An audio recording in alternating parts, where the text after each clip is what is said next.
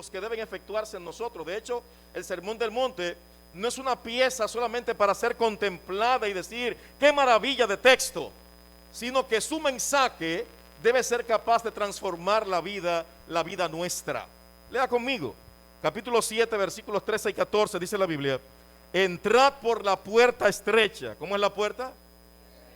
Porque ancha es la puerta y espacioso el camino que lleva a la perdición, y muchos son los que entran por ella.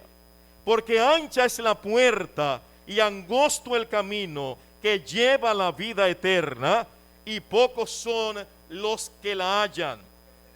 Estrecha. Hay una puerta ancha y hay una puerta estrecha.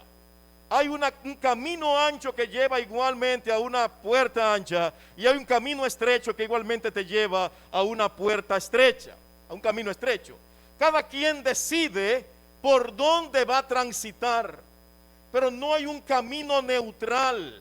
O es puerta ancha y camino ancho, o es camino estrecho y puerta estrecha. No hay una tercera opción, no hay un tercer camino.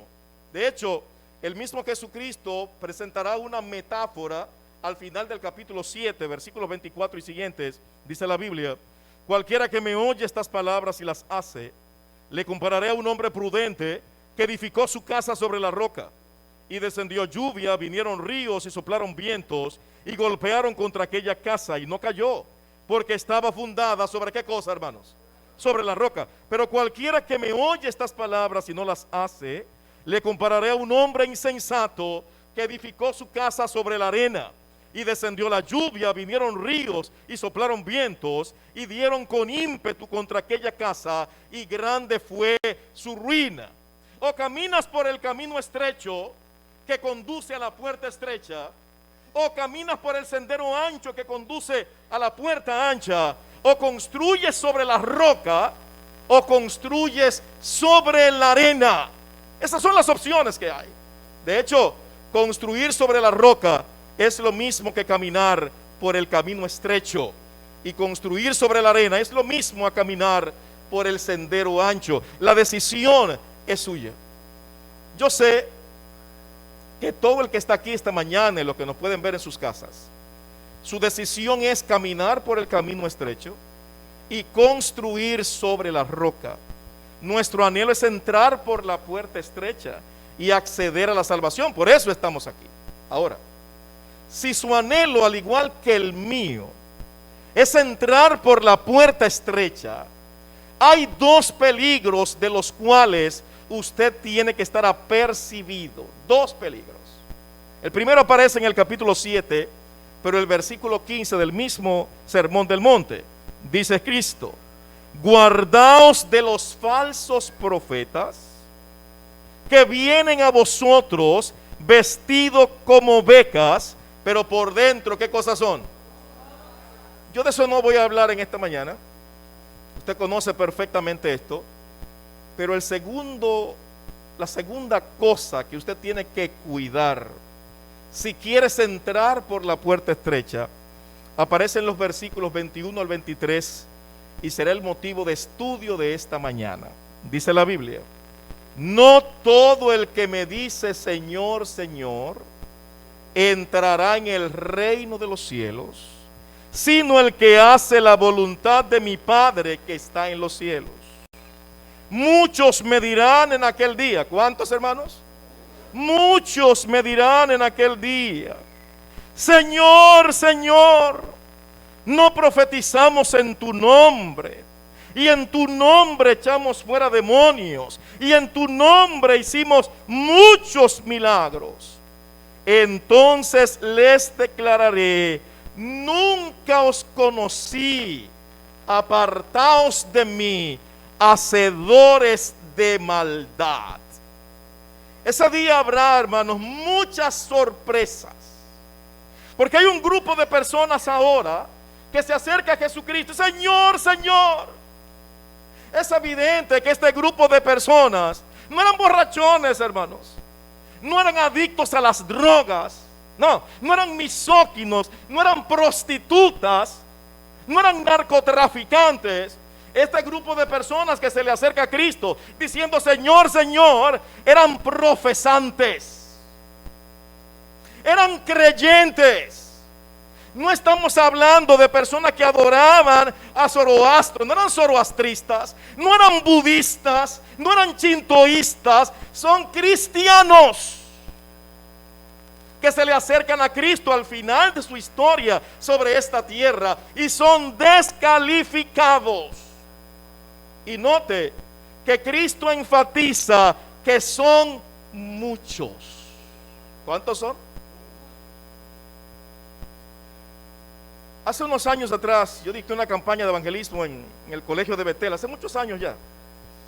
Y yo recuerdo que en un llamado que hacíamos de decisión para bautismo y todo aquello, una jovencita se levantó en el escenario y dijo, pastor, yo decidí perderme. Así es la jovencita. Así que nadie me visite, que nadie hable conmigo, ni usted, ni mis padres, ni nadie. Yo decidí perderme.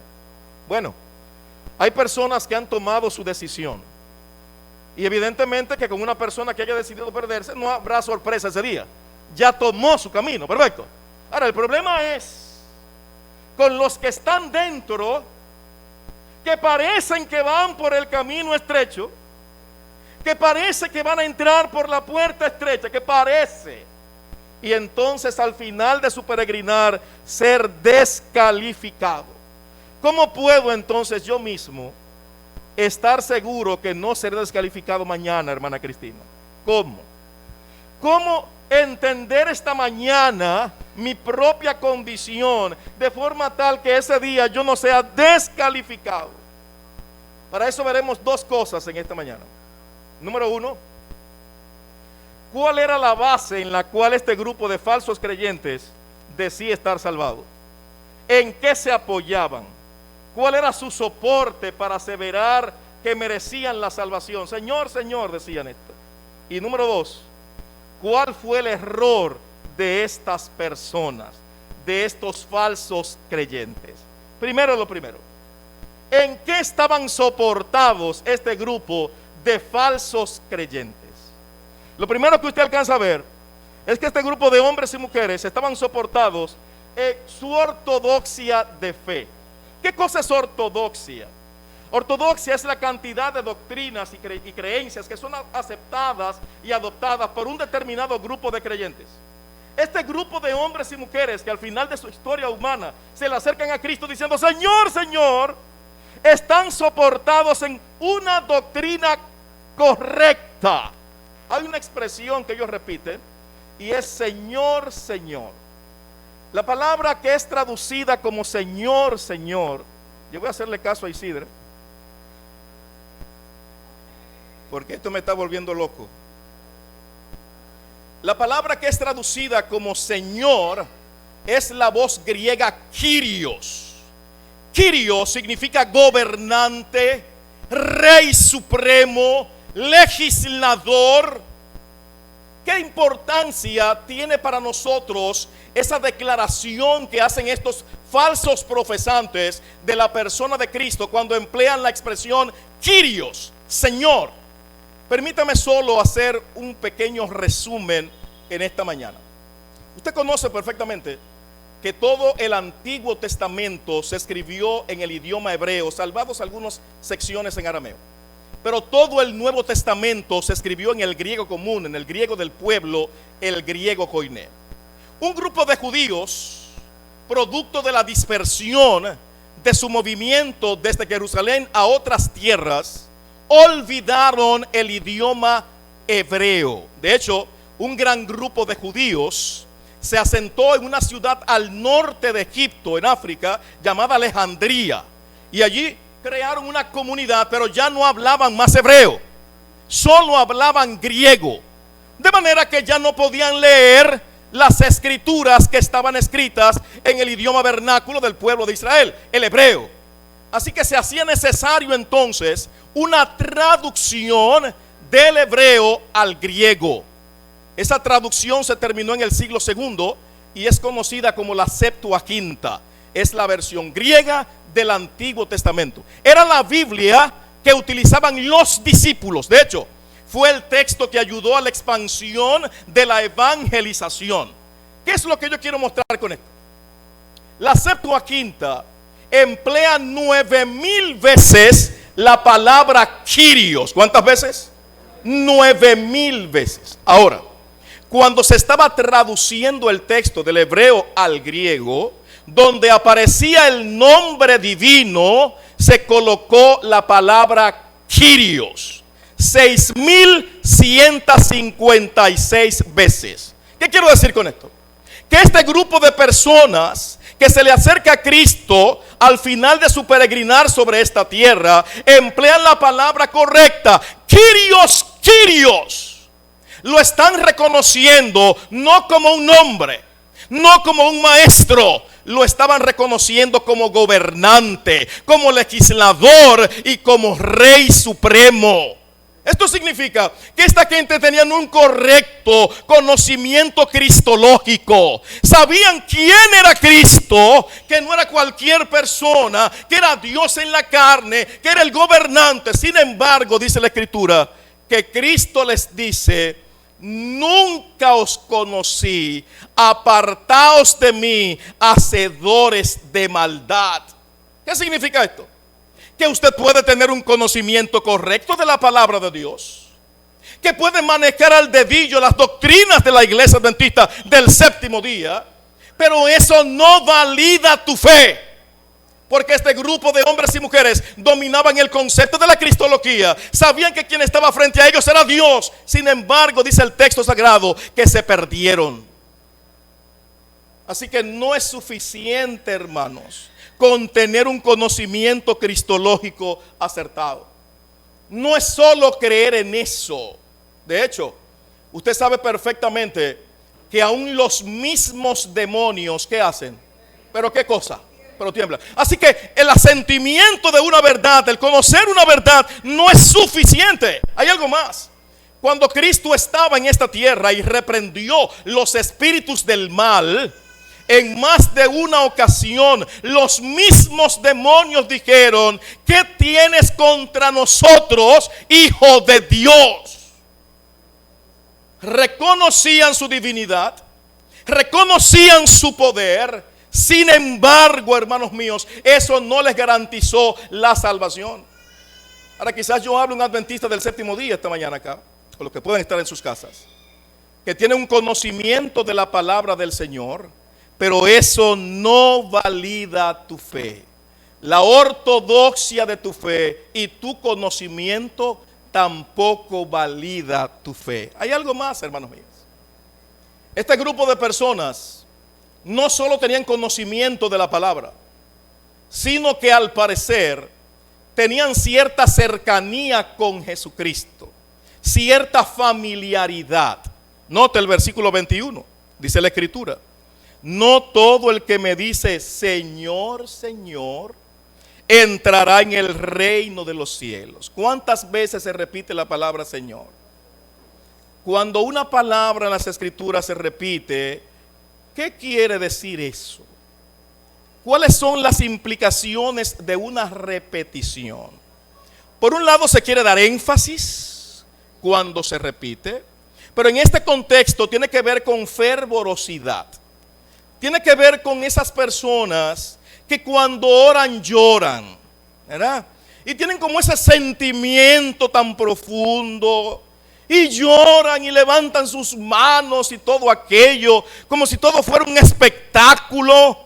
Bueno, esa fervorosidad. Pero hay algo más. Cuando una palabra se repite 2 veces en la Biblia, al parecer tiene que ver con cercanía, con proximidad. Voy a mencionar algunos ejemplos. El capítulo 22 del libro del Génesis, cuando Dios le pide a Abraham a su hijo para ser sacrificado en el monte Moria, ¿recuerdan el episodio? Cuando Abraham estaba a punto de degollar a su hijo en sacrificio, el ángel de Jehová, ¿cuántas veces llamó a Abraham? Abraham, Abraham, 2 veces. Cuando Jacob descendió a Egipto para encontrarse con José, tuvo un sueño en la noche, Génesis 46, y escuchó también de labios del mismo Dios: Jacob, Jacob, 2 veces. Cuando Dios llamó a Samuel, 1 Samuel capítulo 3, que era un niño, ¿Cuántas veces lo llamó? Samuel, Samuel. Cuando Cristo estaba orando por Jerusalén, Mateo capítulo 23, ¿cuántas veces mencionó Cristo el nombre Jerusalén? Jerusalén, Jerusalén, que matas a los profetas. ¿Cuántas veces quise juntarte como la gallina junta sus pollitos y no quisiste? ¿Recuerden cuando Marta estaba afanada en los quehaceres de la casa? ¿Recuerden el episodio? ¿Cuántas veces repitió Cristo el nombre? Marta, Marta. Y cuando Cristo estaba suspendido entre cielo y tierra, Mateo capítulo 27, a punto de morir, ¿cuántas veces dijo: Eloi, Eloi, Dios mío, ¿por qué me has desamparado? Esa repetición 2 veces de un nombre habla de proximidad, de cercanía, de relación. Si usted se da cuenta, entonces, este grupo de hombres y mujeres que fueron descalificados no solo tenían conocimiento de la Biblia, no solo tenían un conocimiento acertado de la cristología. Esta gente, al parecer, tenían cierta cercanía con Cristo. Pero aún así, hermanos míos, dice la Escritura que fueron descalificados. No fue suficiente su ortodoxia, no fue suficiente la supuesta cercanía, igual se perdieron. Yo no sé, hermanos, si usted alcanza a entender esto, porque no estamos hablando aquí de cualquier persona. Estamos hablando de gente con conocimiento. Estamos hablando de personas que al parecer tenían cierta cercanía con Cristo. Igual se perdieron. ¿Qué otra cosa presentan ellos? Hay una tercera cosa que ellos puntualizan. Vaya conmigo y lee el versículo 22. Dice la Escritura: en aquel día muchos me dirán. ¿Cuántos? Y ponga la atención a eso, hermanos, porque no son 2 ni 3, son muchos. Muchos me dirán en aquel día: Señor, Señor, no profetizamos en tu nombre, y en tu nombre hicimos milagros, y en tu nombre echamos fuera demonios. Hermanos, estamos hablando que este grupo de falsos profesantes están ahora reclamando los ejercicios cristianos que ellos hacían. Hacían milagros, profetizaban y sacaban demonios. Yo le pregunto, hermano, ¿a usted no le gustaría hacer eso? Claro, que usted vaya a una casa en un momento determinado y simplemente por sus palabras, ¿verdad?, anclado en la palabra del Señor, reprende el demonio y el demonio se vaya. Que usted ore por una persona que está en cama y se levante. Pues esta gente hacían eso, hermano. Esta gente que está reclamando su salvación, hacían eso. Milagros, sacaban demonios y profetizaban. ¿Qué es profetizar en este contexto? Es cierto que Dios ha levantado en el decurso de la historia bíblica, o levantó a hombres con nuevas revelaciones, con nuevas enseñanzas. Pero muchas veces los profetas que levantaban era para ratificar las verdades ya establecidas. Pero no debes olvidar que un profeta,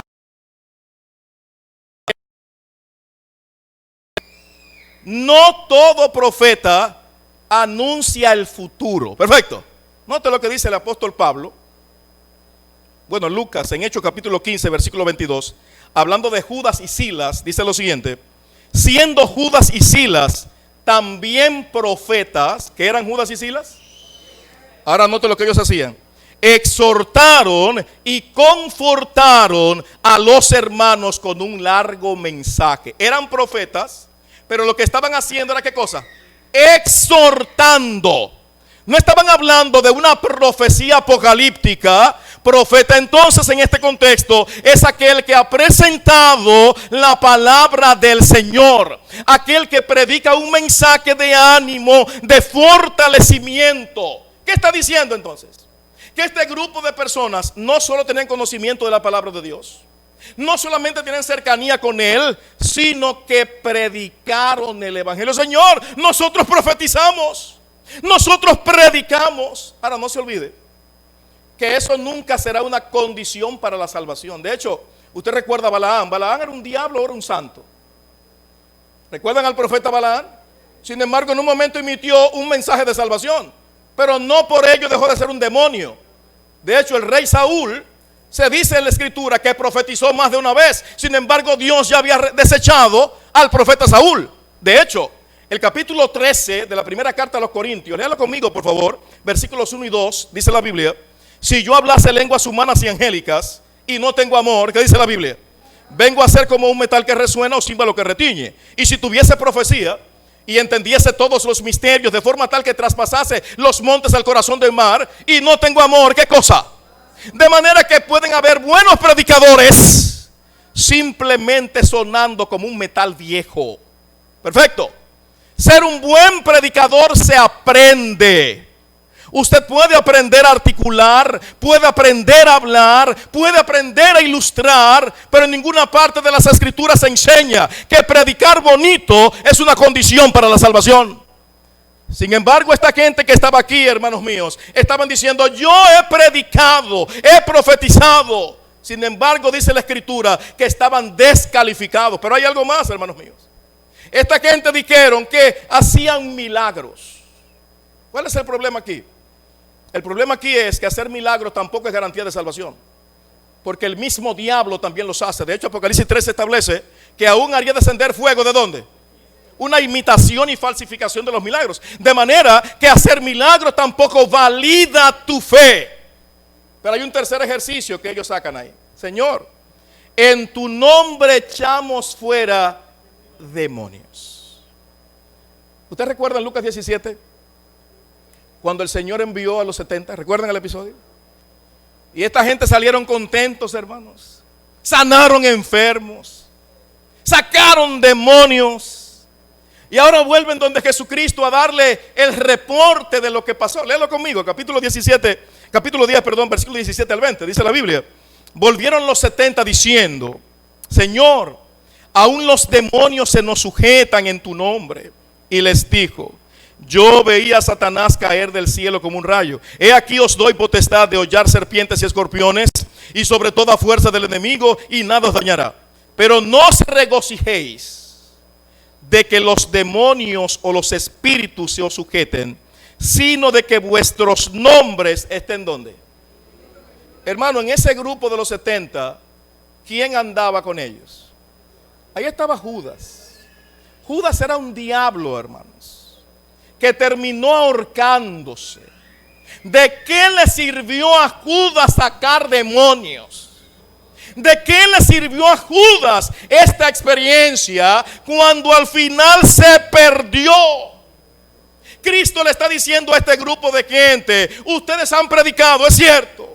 Hicieron milagros, es cierto. Sacaron demonios, es cierto. Dicen que han estado cerca de mí, sin embargo, ustedes se perdieron todos. Apartaos de mí, hacedores de maldad. ¿Usted alcanza a ver la gravedad de esto, hermanos?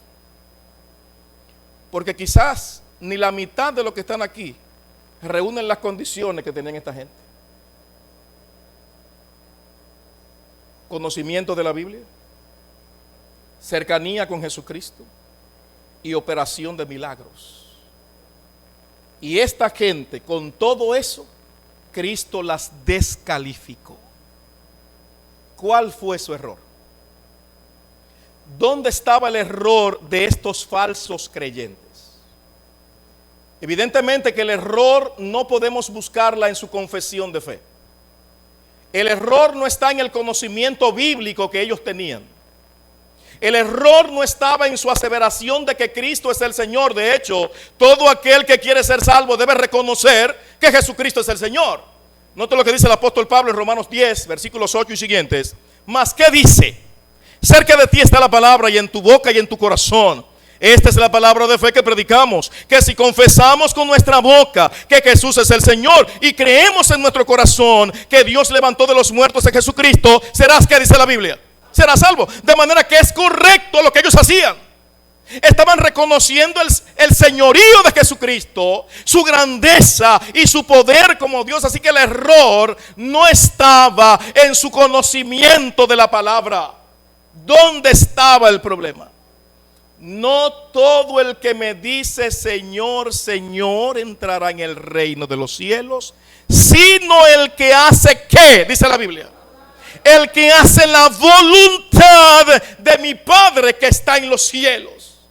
El Señor quiere hacer algo en nosotros, pero Él quiere que nosotros hagamos en nosotros su voluntad.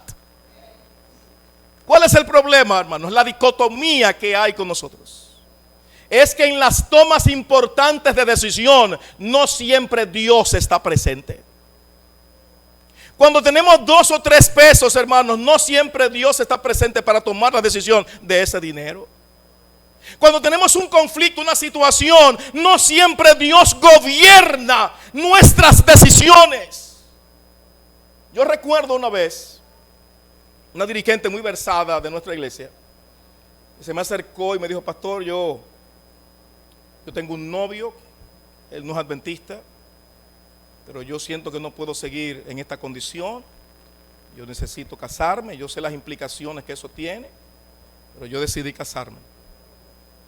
Entonces ella terminó sus labores en la iglesia como dirigente, se casó y fue una de las más desdichadas tragedias para su vida. ¿Dónde estuvo Dios ahí? A la hora de tomar nuestras decisiones nos olvidamos de Él. Y hay una tensión, no latente, sino real, entre hacer nuestros deseos, nuestra voluntad, y llegar a cumplir la voluntad de Dios. Aquí yo no estoy hablando, hermano, de orar bonito o de predicar bonito y levantar las manos cuando oramos en el culto del miércoles o llorar cuando oramos. No, no, no. Estamos hablando de que se haga en nosotros la voluntad de Dios. Porque siempre será más fácil hacer lo que yo quiero y no lo que Dios quiere. Y tratar de embellecer las cosas para que se crea una cosa que no es. Y vivir medio cristianismo en esta tierra. Note lo que dice el mismo Cristo en Lucas 6:46. Dijo alguna vez: ¿por qué me llamáis Señor, Señor, si no haces lo que yo te digo? Reconocer a Jesucristo como Señor es reconocerlo como dueño. ¿Reconocerlo como qué? Como dueño. ¿Qué es un dueño? ¿Qué hace a una persona ser dueño? ¿Qué? Este teléfono es mío. Yo soy su dueño. Si yo soy el dueño de ese teléfono, mi hermana querida, yo hago lo que yo quiera con este teléfono. Esto es mío. Yo hago lo que yo quiera. Lo puedo romper, lo puedo quemar, lo puedo regalar, puedo hacerlo porque es mío. Si usted es dueño, es porque tiene el dominio absoluto sobre su propiedad. Ahora, en el momento cuando usted dice que Cristo es su Señor, lo estás reconociendo como dueño. Ahora, si Él es dueño, Él debe hacer con usted lo que Él quiera. Si Él es tu dueño, Él debe hacer con usted lo que quiera. El problema es que nosotros no queremos que Él haga con nosotros lo que Él quiera. El problema es que estando aún dentro de esta iglesia, hermanos queridos, le llamamos Señor, Señor, pero no es verdad que es nuestro dueño. No es verdad. Porque nos gobernamos nosotros mismos. Ahora, cuando viene la desgracia y la calamidad, ahí sí, Señor, Señor. ¿Quién es tu dueño, hermanos? Porque el problema aquí está en el ejercicio de la voluntad. El problema aquí está en cuando nosotros hacemos lo que nos da la voluntad, o como decimos vernacularmente, cuando nos da la gana, o si decidimos hacer la voluntad de Dios. Yo no estoy diciendo, hermano, que seamos perfectos, que no hay forma de usted alcanzar esto hasta el día de la glorificación. Hay una lucha constante dentro de nosotros, una pelea terrible. Cuando queremos hacer lo que Dios espera que hagamos y cuando queremos hacer nuestra propia voluntad. Recuerda Romanos capítulo 7, cuando el mismo apóstol Pablo decía: señores, que yo no entiendo lo que me pasa, porque no hago el bien que quiero, sino el mal que no quiero, eso hago. Y si hago lo que no quiero, ya no lo hago yo, sino el pecado que habita en mí. Perfecto. O sea, note que el apóstol Pablo tenía una tensión entre hacer lo correcto, que es la voluntad de Dios, y hacer su propia voluntad. Sin embargo, hermanos míos, el apóstol Pablo llegó a rendirse de forma tal a Jesucristo, que en un momento dado dijo: con Cristo estoy como. Y ya no vivo, ¿quién? ¿Qué significa que ya no vivo yo, hermanos míos? Que la persona de Cristo se fundió en el corazón de Pablo, de forma tal que la voluntad de Dios era la voluntad de Pablo. Eso es lo que Cristo nos está llamando en Mateo capítulo 7. No es solo predicar bonito, hermanos míos. No es sacar demonios. No es manifestar cierta proximidad. No. Es que en nosotros se haga la voluntad del Padre. Que respiremos como Él. Que hablemos como Él. Que transitemos como Él. De tal suerte que tengamos el olor de Él. Hermanos míos. Al final Cristo dirá a estos falsos profesantes: apartaos de mí, nunca os conocí, hacedores de maldad. ¿Hacedores de qué? La palabra maldad ahí, la palabra griega original es anomía. Anomía es vivir sin ley. Cristo está diciendo, y ustedes saben que tenemos una expresión dominicana, a la gente que hace lo que le da su voluntad, le decimos: este vive como chivo sin ley. Pues tenemos algunos cristianos que, aunque parecen, también viven como chivos sin ley.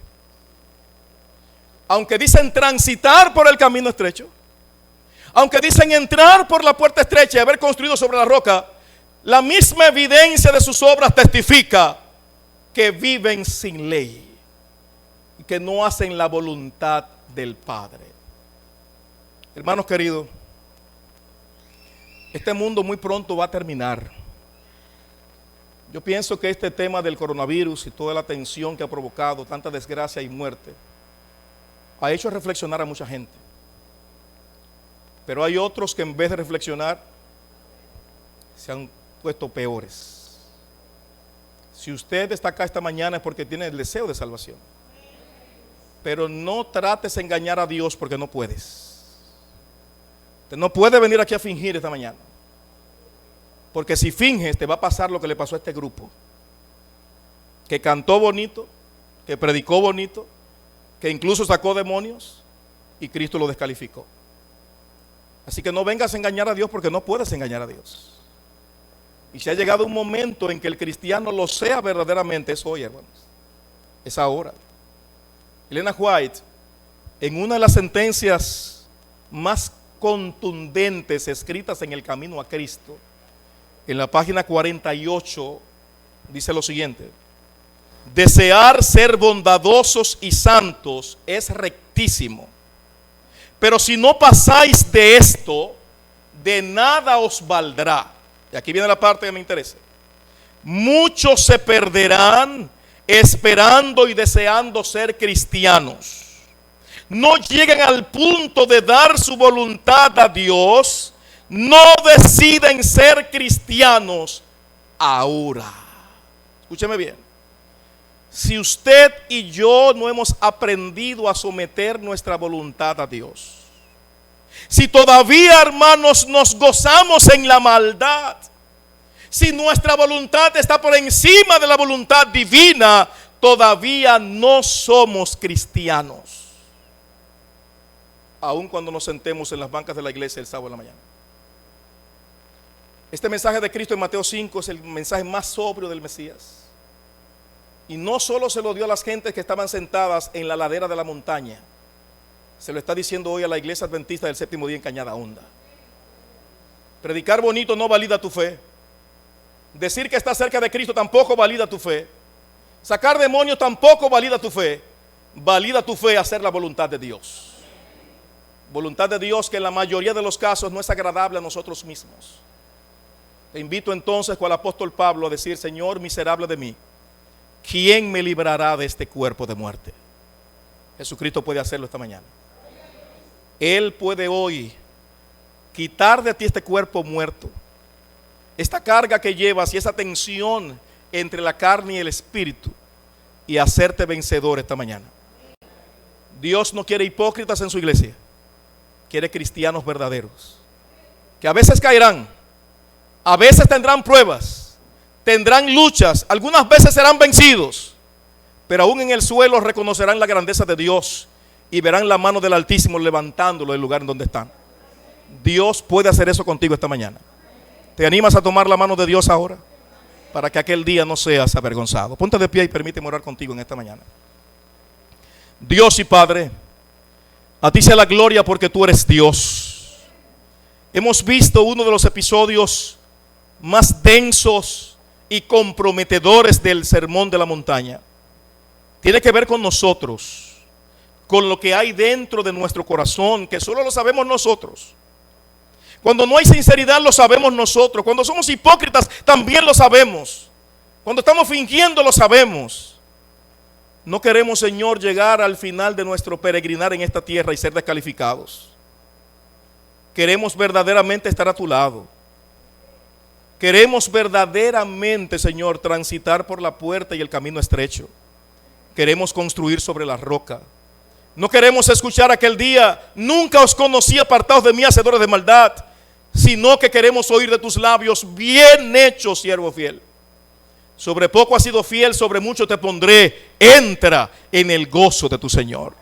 Visita tu iglesia en Cañada Honda. A los hermanos y amigos que nos ven por las redes, visita cada vida en esta hora. Trastorna nuestros corazones y enséñanos a hacer tu voluntad. Enséñanos verdaderamente a considerarte nuestro dueño, nuestro Señor. En el nombre de Jesús. En el nombre de Jesús. Amén y amén.